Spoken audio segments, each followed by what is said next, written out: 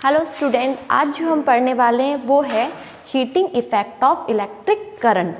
Electric current के बारे में हम सब कुछ पढ़ चुके हैं। अब इसका जो इफेक्ट देखना है वो भी कौन से वाला, हीटिंग इफेक्ट। दैट मीन आप किसी सर्किट में इलेक्ट्रिक करंट को फ्लो कर रहे हैं और वहाँ पर क्या जनरेट हो रहा है, हीट जनरेट हो रहा है। तो उसके क्या बेनिफिट्स हैं या वो जनरेट कैसे होती है या इस फिनोमिना को हम क्या बोलते हैं, ये सब हम किस में स्टडी करेंगे, heating effect of electric current. Okay, suppose it कि ये मान लीजिए कि हमने एक सर्किट को प्रिपेयर करा। सर्किट प्रिपेयर करना मैं बता चुकी हूँ।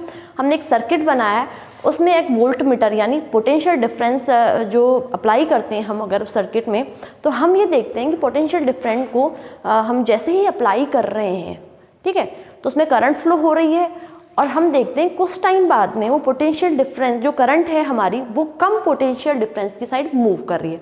सपोज इट ये एक सर्किट है, इस सर्किट में हमने पोटेंशियल डिफरेंस को अप्लाई करा है और जो करंट है वो कम पोटेंशियल डिफरेंस की डेफिनेशन सब लोग जानते हैं। तो कम पोटेंशियल डिफरेंस की तरफ करंट क्या कर रही है, फ्लो कर रही है। तो हम ये देखते हैं कि पोटेंशियल डिफरेंस की तरफ करंट फ्लो कर रही है। कुछ समय बाद हम ये देखते हैं कि जो करंट जिस कंडक्टर में फ्लो कर रही है वो कंडक्टर एकदम से क्या हो जाता है, हॉट हो जाता है। ओके, सो दिस जो इफेक्ट है वो हॉट हुआ है करंट की वजह से, वो होता है heating effect of electric current. इसे जूल का हीटिंग इफेक्ट भी कहा जाता है।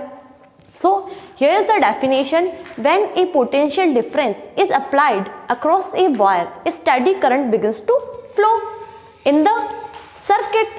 Okay, this current flow in the direction of decreasing potential. After some time of the flow of current, the wire becomes hot. Wire hot हो गया है, it means the electric energy is being converted into heat energy. Wire के hot होने का मतलब है कि electric energy जो है वो किस में कन्वर्ट हो गई, हमारी हीट एनर्जी में कन्वर्ट हो गई है। The phenomena of heating wire by flow of current through it is called Joule's heating effect and heat so produced is called Joule's heat. सारा समझ में आ रहा है कि फ्लो हो रहा है, उससे हमारा वायर है वो उसमें क्या हो रही है, हीट जनरेट हो गई करंट के फ्लो से। तो उस फिनोमिना को हम क्या बोलेंगे, जूल्स हीटिंग इफेक्ट। इसमें एक वर्ड आ रहा है पोटेंशियल डिफरेंस, उससे ध्यान में रखना है, और जो हीट जनरेट हो गई उसे हम जूल्स हीट इफेक्ट कहेंगे। अब ये बात समझ में आती है कि ये हमारी डेफिनेशन हो गई। अब बात आती है कि जूल्स का जो हीटिंग इफेक्ट है या किसी भी कंडक्टर में हीटिंग इफेक्ट है वो डेवलप कैसे होता है। देखिए, जब हमने चार्ज पढ़ा था तो हमने पढ़ा था कि flow of electron it is charge. तो एक पूरे सर्किट में इलेक्ट्रॉन्स का क्या हो रहा है, फ्लो हो रहा है। उसमें कुछ हमने कंडक्टर, सेमीकंडक्टर, इंसुलेटर ये सब पढ़े हैं। तो कुछ इलेक्ट्रॉन्स कंडक्टर में क्या होते हैं, फ्री होते हैं। तो फ्री इलेक्ट्रॉन्स क्या होते हैं, मूव करते रहते हैं उस कंडक्टर के सपोजिट। कंडक्टर हमारा कॉपर वायर है या एल्यूमिनियम वायर है, तो उसके खुद के आयंस या एटम से वो फ्री इलेक्ट्रॉन क्या करते हैं, आपस में कोलाइड करते हैं। जैसे सपोजिट ये एक हमारा फ्री इलेक्ट्रॉन है और ये दूसरा हमारा क्या है, कॉपर का या कोई भी कंडक्टर है उसका एटम है या आयन है। ये आपस में क्या कर जाते हैं, मूव करते रहते हैं। ठीक है, जैसे ही हम करंट पास करते हैं तो क्या होता है, करंट पास होता है इसलिए क्योंकि इलेक्ट्रॉन्स या हमारा जो चार्ज है वो मूव होता है। तो ये फ्री इलेक्ट्रॉन इधर उधर मूव हो रहे हैं करंट में, और ये किससे टकरा जाते हैं, हमारे एटम से या किसी आयन से कोलाइड कर लेते हैं। तो देन जब कोलाइडेशन हो जाता है तो क्या करते हैं, वर्क डन होता है। इस ऑब्स्ट्रक्शन को ओवरकम करने के लिए एक वर्क होता है। तो वही वर्क जो होता है उसको हम, उससे से क्या होता है, हमारी इलेक्ट्रिक एनर्जी किस में कन्वर्ट हो जाती है, हीट में कन्वर्ट हो जाती है। हम जो ये काम करते हैं और आपस में कोलाइड होते हैं तो उसमें जो इलेक्ट्रिक एनर्जी होती है वो किस में कन्वर्ट हो जाती है, हीट में कन्वर्ट हो जाती है। तो during the motion of free electrons collides with atom and ions, then the work done to overcome it obstructs, then the electric energy is converted to heat energy. Okay, now amount of heat produced in a conductor depends on. अब तीसरा जो topic हमारे, first हमने definition पढ़ी है कि heating effect जो होता है, जो करंट का, इलेक्ट्रिक करंट का जो हीटिंग इफेक्ट होता है वो क्या होता है। कैसे जनरेट होता है? फ्री इलेक्ट्रॉन्स की कोलाइडेशन, मतलब कोलाइड से आपस में वो टकरा जाते हैं, किससे? एटम एंड आयन से। अब जो तीसरी बात हमारे सामने आती है वो ये आती है कि अब कोलाइड हो गया, पर कितना जनरेट हुआ हीटिंग इफेक्ट, या वायर की हम रेडनेस या हॉटनेस देखते हैं तो वो किस पे डिपेंड करती है, उसका अमाउंट क्या होता है। तो जो 3 बातें हैं इसको लेकर के वो है, फर्स्ट है जो है strength of electric current flowing through the conductor. Okay, conductor में जितनी करंट को हम फ्लो कर रहे हैं उसका स्ट्रेंथ क्या है, हमने एक कंडक्टर में कितनी करंट है वो फ्लो करी, उसका स्ट्रेंथ। सेकंड होता है हमारा रेजिस्टेंस। देखिए, resistance of a conductor, conductor का रेजिस्टेंस, जिस सर्किट में जो कंडक्टर लग रहा है उसका रेजिस्टेंस।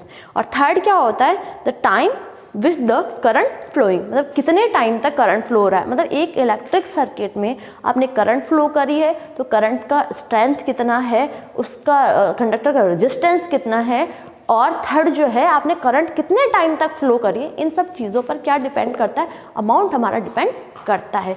आई होप सो आपने ये सब चीज़ें राइट कर ली होगी, नहीं करी है तो आप इसको राइट करिए। आगे हम इस अमाउंट का फॉर्मूला कैलकुलेट करते हैं, तो राइट इट।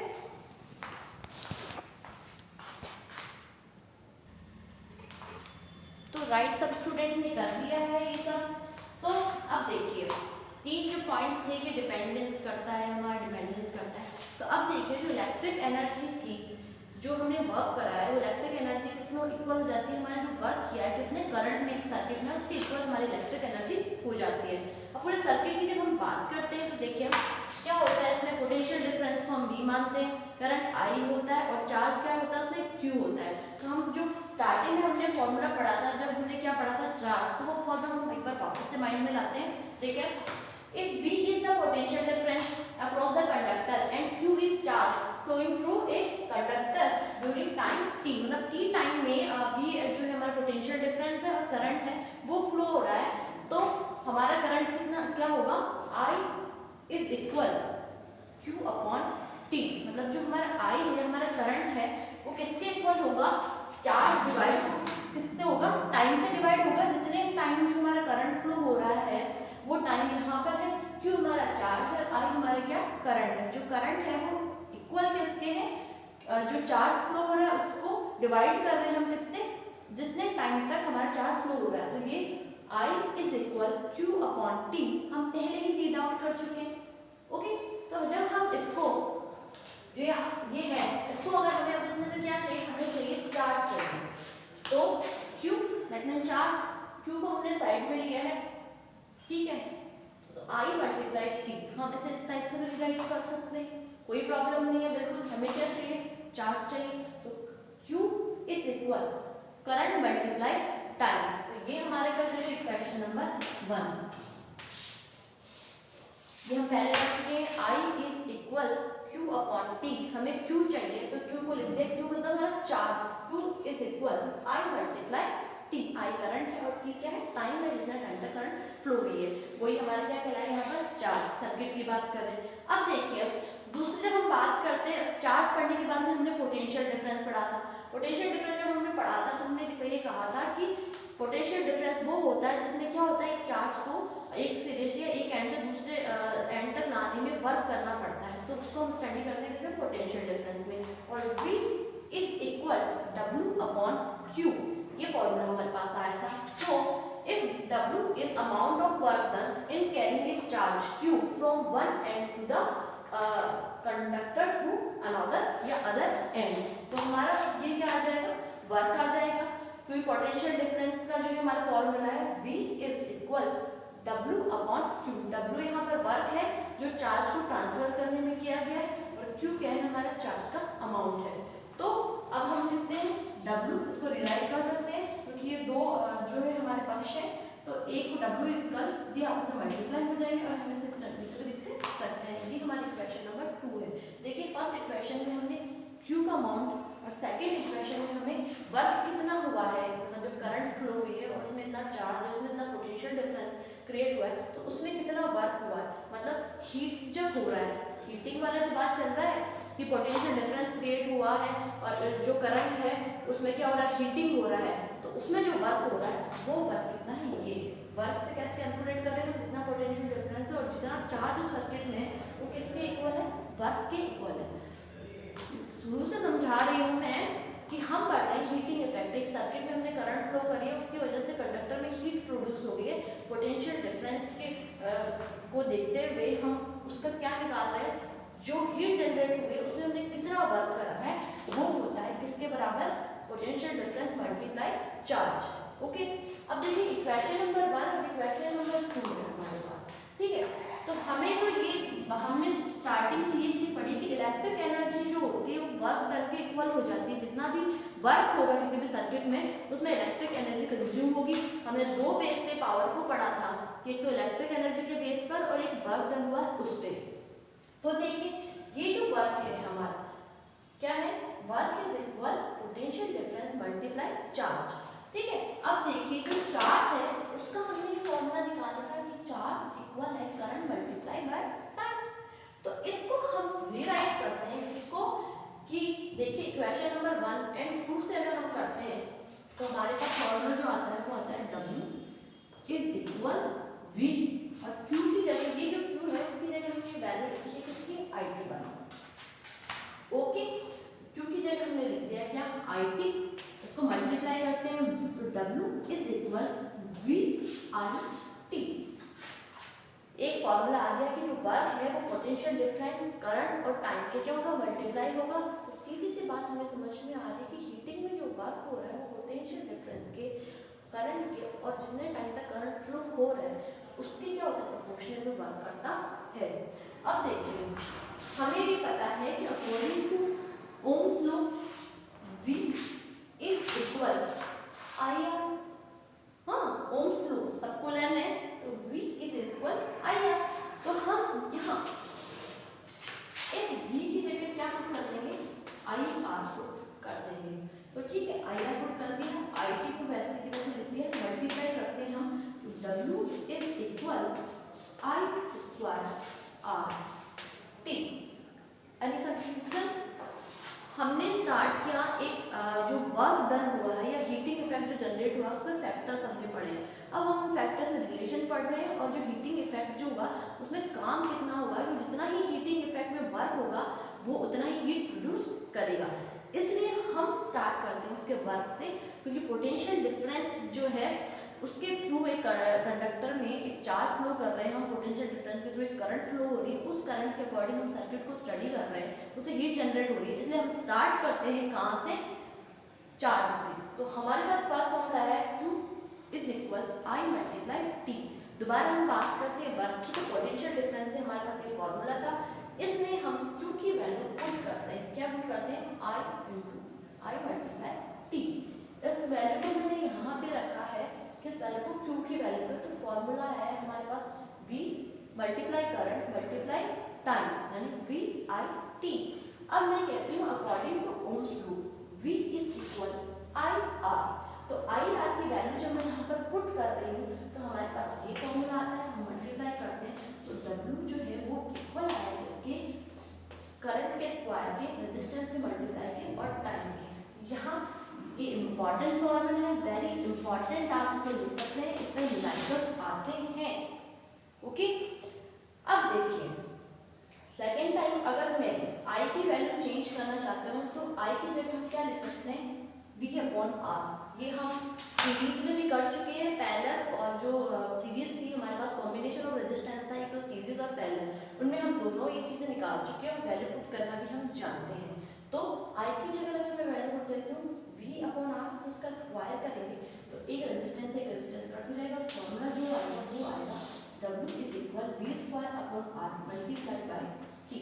वो फॉर्मूला जो है हम वर्क करते हैं।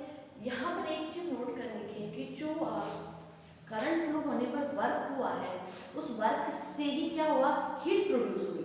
That mean this work done is equal to heat produce in the conductor. That mean ये जो वर्क है वो किसके इक्वल है, हीट जो प्रोड्यूस हुई उसके इक्वल। तो हम इस तरीके से लिख देते हैं, हीट को एच से रिप्रेजेंट कर सकते हैं। तो एच इज इक्वल V मतलब potential difference multiply by current multiply by time. मतलब जो करंट जितने टाइम तक फ्लो होगी उससे पोटेंशियल डिफरेंस जो क्रिएट हो रहा है उन तीनों के मल्टीप्लाई उसके इक्वल क्या होगी, हीट प्रोड्यूस होगी। हम सेकंड फॉर्मूला क्या लिख सकते हैं, ये वाला फॉर्मूला W की जगह हम क्या लिख सकते हैं, H, क्योंकि वर्क डन जो है वो इक्वल है किसके, हीट जो प्रोड्यूस हुए उसके इक्वल है, तो हम इसे इस तरीके से राइट कर सकते हैं। अब ये जो वर्क डन है, हमने जो हीटिंग इफेक्ट की जो डेफिनेशन पढ़ी थी उसमें लिखा था, इसे ही हम क्या बोलते हैं, जूल्स हीटिंग इफेक्ट। तो जूल्स हीटिंग इफेक्ट जो होता है उसके लॉ होते हैं, जो जूल्स हीटिंग इफेक्ट है वो उसको भी हम इस तरीके से बोला जाता है S is equal I equal RT। Joule's heating effect अगर आपसे कोई क्वेश्चन पूछता है वो क्या होता है, तो जूल्स हीटिंग इफेक्ट ये होता है कि किसी कंडक्टर में आपने करंट फ्लो करी है तो हीट जो प्रोड्यूस होगी, हीट जो प्रोड्यूस होगी वो किसके प्रोपोर्शनल होगी, हीट जो प्रोड्यूस होगी वो प्रोपोर्शनल होगी जिसके करंट के स्क्वायर के एट कांस्टेंट क्या रहेगा, उसमें कांस्टेंट रहेगा आपका रेजिस्टेंस और कांस्टेंट क्या रहेगा आपका टाइम। पहला पॉइंट तो ये आ गया अपना जूल्स फ्लो का। दूसरा जो पॉइंट क्या है कि एच जो प्रोपोर्शनल होगा वो रेजिस्टेंस के होगा, क्योंकि यही हमारा जूल्स फ्लो है, यही हमारा जो हीट प्रोड्यूस हुई अमाउंट वो है, यही हमारे क्या वर्क डन। तो देयर इज नो कंफ्यूजन, क्योंकि इलेक्ट्रिसिटी जब भी कोई चीज वर्क कर रही है उसी से हमारी क्या हो रही है, हीट प्रोड्यूस हो रही है, तो वो इक्वल होती है किसकी, जो वर्क डन हुआ है उसके इक्वल क्या होती है, हीट जो प्रोडक्शन हुआ है वो उसके इक्वल होती है। तो देखिए जो हीट है वो इक्वल है किसके, करंट के स्क्वायर के। सेकंड देखिए हीट जो इक्वल है किसके, रेजिस्टेंस के एट कांस्टेंट क्या होगा, कांस्टेंट T एंड I। जब T एंड I जब कांस्टेंट हो जाएंगे तो हीट जो प्रोड्यूस होगी किसके इक्वल हो जाएगी, रेजिस्टेंस के इक्वल हो जाएगी। और इस जो इक्वेशन है उससे हम निकाल सकते हैं कि हीट प्रोपोर्शनल होती है टेम्परेचर के, जब कांस्टेंट क्या हो, कांस्टेंट होना चाहिए करंट एंड कांस्टेंट क्या होना चाहिए हमारा रेजिस्टेंस।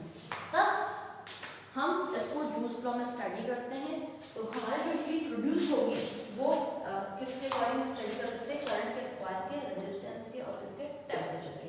तो यही बात मैंने आपसे कही थी स्टार्टिंग में कि हमारी हीट जो होती है प्रोड्यूस होती है वो किस पे, करंट के स्ट्रेंथ पे, रेजिस्टेंस पे और टेम्परेचर पे डिपेंड करती है।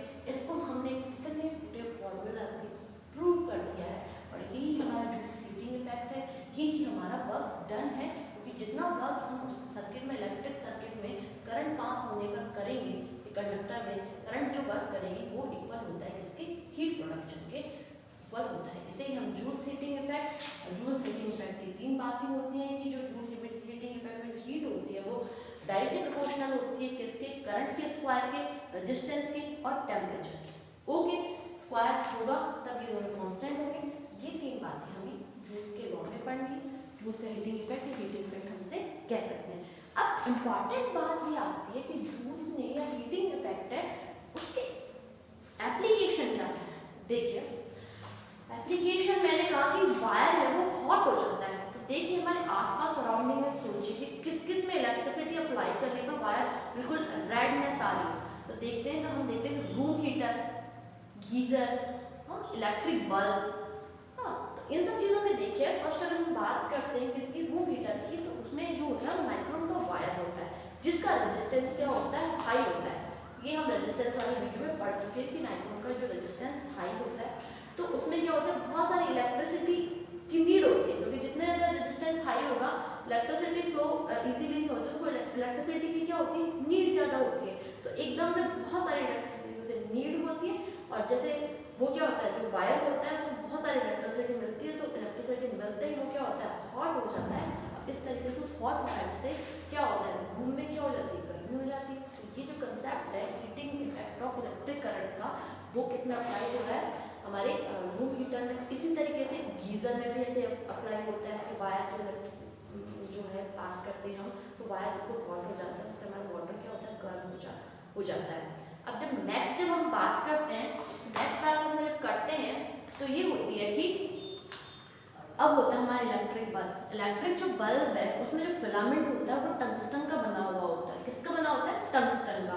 तो टंगस्टन जो होता है उसका मेल्टिंग पॉइंट बहुत हाई होता है। जैसे हम टंगस्टन में इलेक्ट्रिक सप्लाई देते हैं तो टंगस्टन एकदम से रेड हॉट हो जाता है, उससे क्या क्रिएट होती है, लाइट से क्रिएट होती है, और वो इजीली मेल्ट नहीं होता है, और बहुत देर तक हमारे इलेक्ट्रिक बल्ब जल पाते हैं, और बल्ब के अंदर इनर्ट गैसेज होती है जो इसको सपोर्ट करती है। थर्ड हम बात करते हैं फ्यूज की। जो इलेक्ट्रिक फ्यूज होता है वो जो बने हुए होते हैं कॉपर वायर के बने होते हैं, उनका रेजिस्टेंस बहुत कम होता है। जैसे आपने इलेक्ट्रिक सप्लाई ज़्यादा करी तो एकदम से ब्रेक हो जाते हैं और हमारे इलेक्ट्रिक अप्लायंस जो हाई इलेक्ट्रिसिटी आने पर जल जाते हैं वो उस इलेक्ट्रिक सर्किट की वजह से बच जाते हैं। तो 3-4 एप्लीकेशन हमारी डेली लाइफ में इनके क्वेश्चन आ सकता है, असर्शन रीजन का क्वेश्चन आ सकता है। तो क्लियर करिए अपने सारे पॉइंटों को और एंजॉय